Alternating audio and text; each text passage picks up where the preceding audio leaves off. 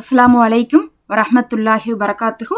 மீலாதுன் நபி வந்துருச்சு. அதுக்காக நம்ம இப்போ அமல்கள்லாம் பார்த்துட்டு இருக்கோம். ஏற்கனவே ஒரு வீடியோ போட்டிருக்கோம், போய் பாருங்க. அதுலேயும் முக்கியமான செலவாத்தை ஒரு 6 செலவாத்தை நம்ம சொல்லியிருப்போம். இப்போ பார்த்தீங்கன்னா இதுலேயும் ஒரு சிறப்புக்குரிய நமக்கு பலன் தரக்கூடிய நேரடியாக பார்த்தீங்கன்னா பலன் தரக்கூடிய ஒரு அருமையான நபி அவர்களுடைய பெயர் கொண்ட ஒரு துவாவை ஓதப்போறோம். அதுக்கு முன்னாடி நபி அவர்களை பற்றி இந்த நாளில் நினைவு கூறக்கூடிய சில விஷயங்களை பற்றி பார்த்துட்டு போகலாம். நீங்கள் என்னைக்காவது யோசிச்சு பார்த்துருக்கீங்களா? இந்த உலகத்தில் வந்த யாராவது இதுவரை வாழ்ந்துட்டு இருக்காங்களா? கண்டிப்பாக கிடையாது. ஆதம் அலைஹிஸ்ஸலாம் அவர்கள்ட்ட ஆரம்பித்து இன்னைக்கு வரை இந்த உலகத்தில் வந்தவங்கெல்லாம் ஒரு கட்டத்தில் மரணிச்சிடுறாங்க. யாரையுமே அல்லாஹ் பார்த்தீங்கன்னா நிலைத்திருக்க வைக்கவே இல்லை. அதே மாதிரி அவர்களுடைய புகழையும் அல்லாஹ் நிலைத்திருக்க வைக்கணும்னா அவன் நாடினவங்களுக்கு மட்டும்தான் அல்லாஹ் புகழை நிலைத்திருக்க வைக்கிறான். அப்படி பார்க்கும்போது ரொம்ப குறைந்த எண்ணிக்கையில தான் அல்லாஹ் மனிதர்களை தேர்ந்தெடுக்கிறான்.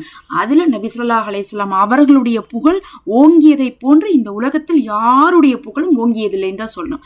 ஏன்னா ஒரு மனிதர் அவர் வாழ்ந்த 1500 வருடம் இப்ப கடந்துருச்சு. ஆனா அவரை பத்தி சொல்லும் போது அவ்வளோ நுணுக்கமா சொல்றாங்க. இன்னும் அவரை பத்தி சொல்றது மட்டும் இல்லாம அதை பின்பற்றத அல்லாஹ் நமக்கு என்ன வச்சிருக்கான்? சுன்னத்தா வச்சிருக்கான். இதுக்கு முன்னாடி வாழ்ந்த எத்தனையோ மனிதர்களை பத்தி நம்ம பேசியிருந்தாலும் கூட அவ்வளோ நுணுக்கமான தகவல் நமக்கு தெரியாது. அவர்கள் பிறந்த நாள் முதல் கொண்டு அந்த நேரத்துல நடந்த அதிசயங்கள் முதல் கொண்டு, யார் பிரசவம் பார்த்தா, முதல்ல பிறந்தனும் நபி அவர்கள் என்ன பண்ணாங்க, அதுக்கப்புறம் அவர்களுடைய பருவம் எப்படி இருந்துச்சு, எப்படி வளர்த்தப்பட்டாங்க, யார் வளர்த்தனா, எந்த தந்தை, அவங்களுடைய தாய் வழி சொந்தம் யாரு, தந்தை வழி சொந்தம் யாரு, இப்படியே லைனா சொல்லி அவர்களுடைய கடைசியில பார்த்தீங்கன்னா கபூர் வரையுமே அவர்களுடைய வாழ்க்கை முழுமையாக பார்த்தீங்கன்னா நமக்கு இருக்கு. அதே சமயத்துல அவர்களை வணங்கி விடக்கூடாதுங்கிறதுக்காகவே அல்லாஹ் என்ன பண்ணல, அந்த உருவத்தை நமக்கு காட்டி கொடுக்கல. அந்த காலத்துல வாழ்ந்தவர்களை தவிர இன்னைக்கு வரையும் நபி அவர்களை பார்த்தவர்கள் யாருமே இல்லை. அல்லாஹுடைய ஏக இறை கொள்கை அவர்கள் பின்பற்றினாங்க, அதை எத்தி வச்சாங்க. அது இன்னைக்கு பின்பற்றப்பட்டு கொண்டு இருக்குது. இதே மற்ற தலைவர்கள் யாராவது வந்திருந்தாங்கன்னா பார்த்துருக்கோம். நம்ம சில நபிமார்களுடைய காலத்திலே என்னாச்சு, முதல்ல நபியாக வந்தவரவே என்ன பண்ணிட்டாங்க, அவருடைய மரணத்துக்கு பிறகு அந்த சமுதாயம் இறைவனாக தேர்ந்தெடுத்து கொண்டாங்க. ஆனா எந்த ஒரு தவறுதலும் இல்லாம அல்லாஹ் நபி அவர்களுக்கு நிறைய அதிசயங்களை நிகழ்த்தினது. அதுலேயும் ஒண்ணுமே தெரியாத உம்மி நபியாக இருந்தாங்க, படிக்க எழுத தெரியாதவங்களாக இருந்தவங்கள அல்லாஹ் நபியாக உயர்த்தி, அதுக்கப்புறம் இப்ப காலம் உள்ளவரையும் இந்த உலகம் அழியிற வரையும் அவருடைய புகழை அல்லாஹ் பேச வைத்தான், அவர்களை பத்தி படிக்க வைத்தான், அவர்களை பின்பற்ற வைத்தான். எதையாவது செஞ்சா நபி அவர்கள் செய்தார்கள் அப்படின்னு சொல்லி நம்ம செய்றோம். உட்காந்து தண்ணி குடி, அதுதான் சுன்னத்து அப்படின்னு நம்ம சொல்றோம். உட்காந்து தண்ணி குடிச்சா கிட்னிக்கு நல்லதுன்னா நம்ம பேசுறதே கிடையாது. நம்ம என்ன சொல்றோம், நபி அவர்களை தான் நம்ம நினைவுபடுத்துறோம். இந்த மாதிரி எல்லா விஷயத்திலையும் நம்ம நபியவே நினைவுபடுத்துறோம். இந்த நாட்கள்ல முடிஞ்ச அளவுக்கு உங்களுக்கு தெரிஞ்ச சில சுன்னத்துகள், பிஸ்மி சொல்லி சாப்பிடுங்க, நபி அவர்கள் அப்படிதான் பண்ணுவாங்க, ரைட் ஹேண்ட்ல தான் எல்லா விஷயத்தையும் செய்வாங்க. இந்த மாதிரி சின்ன சின்ன சுன்னத்துகள்லாம் இருக்கும்ல, சாப்பிடும் போது ஓதும் துவா, பாத்ரூம் போகும்போது எல்லா நேரத்திலையும் இருக்கக்கூடிய துவாக்கள், எல்லாத்துக்கும் மேல அவர்கள் உரிய நேரத்தில் 5 நேர தொழுகை நிறைவேற்றக்கூடியவர்களாக இருந்தாங்க. அதுலேயும் ஆண்கள் ஜமாத்தோட அதை நிறைவேற்றுங்க. இந்த மாதிரி சுன்னத்துக்களை எல்லாம் இந்த நாளில் கடைபிடிங்க. இப்போ ஓத வேண்டியது என்னன்னு சொல்லிட்டு பார்க்கலாம். அற்புதமான 4 வரிகளை கொண்ட ஒரு துவாவை தான் பார்க்க போகிறோம். இது நபி ஸல்லல்லாஹு அலைஹி வஸல்லம் அவர்களுடைய உம்மத்துகளுக்கு மட்டுமே பொருந்தக்கூடிய ஒரு துவாவாக இருக்குது. வேறு எந்த சமுதாயத்துக்காகவும் நம்ம கேட்க முடியாது. அதாவது முந்தைய நபிமார்களுடைய சமுதாயத்துக்கு கூட இது பொருந்தாது, நமக்கு மட்டுமே பொருந்தக்கூடிய துவாவாக இருக்குது. இதை ஓதுறதுனால முஹ்மீனான முஸ்லீமானவர்களுடைய எண்ணிக்கை அளவுக்கு நமக்கு நன்மையும் துவா வரக்கத்தும் கிடைக்கும். இந்த உலகத்தில் இருக்கக்கூடிய அனைத்து ஜீவராசிகளுடைய துவாவும் நம்ம பெற்றுக்கொள்ள முடியும். அதுவும் இந்த மாதத்தில் இந்த நாட்கள்ல எல்லாம் நம்ம இதை ஓதுறது ரொம்ப ரொம்ப சிறப்பாக இருக்கும். அதனால இன்னைக்கு நம்ம இதை ஓதிக்கொள்ளலாம். நம்ம இதுக்கு முன்னாடி ஒரு துவா பார்த்துருப்போம் போன வாரத்தில். அப்போ ஒரு சிறப்பு சொன்னோம், ஞாபகம் இருக்குங்களா? முஹ்மீனான முஸ்லீமான ஆண் பெண் அனைவருடைய பாவத்தையும் மன்னிக்கணும்னு சொல்லி அல்லாஹ்விடத்தில் நம்ம ஒரு துவா சொல்லியிருப்போம். அதற்கு என்ன நன்மை சொல்லப்பட்டுச்சுன்னா, சதக்கா செய்ய சக்தி இல்லாதவர்கள் இந்த ஒரு துவாவை ஓதினால் முஹ்மீனான முஸ்லீமான ஆண் பெண் அனைவருடைய பாவங்கள் மன்னிக்கப்படுவதன் காரணமாக அவர்களுடைய எண்ணிக்கையின் அளவு உங்களுக்கு நன்மை எழுதப்படும். அத்தனை பேத்துக்கு நம்ம சதக்கா செய்த நன்மை கிடைக்கும்னு சொல்லியிருந்தோம். அதே சிறப்பு தான் இதற்கும். ஏன்னா அதில் முஹ்மீனான முஸ்லீமான ஆண் பெண் அப்படின்னு சொன்னோம். இதில் நபி ஸல்லல்லாஹு அலைஹி வஸல்லம் அவர்களுடைய உம்மத்துகள் அப்படின்னு சொல்கிறோம். அப்போ நபியின் உம்மத்துகள் அப்படின்னு பார்க்கும்போது நபி ஸல்லல்லாஹு அலைஹி வஸல்லம் அவர்கள் நபியாக ஆனதுக்கு பிறகுலேருந்து ஆரம்பித்து அப்போ இருந்து இதுவரை வாழக்கூடிய அனைவர் மீதும் இன்னி வரக்கூடிய எல்லா மக்கள் மீதும் நம்ம என்ன சொல்கிறோம், அல்லாஹுடைய பாவ மன்னிப்பு கிடைக்கணும், அவர்களுடைய பாவங்கள் மன்னிக்கப்படணும்னு நம்ம சொல்கிறோம்.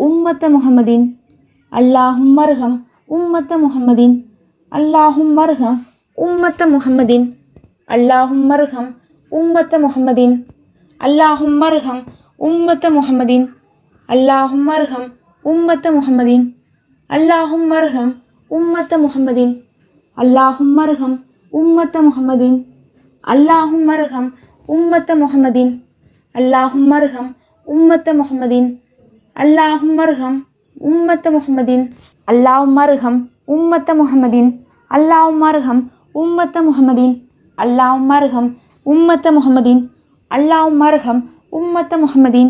அல்ஹம்துலில்லாஹ்.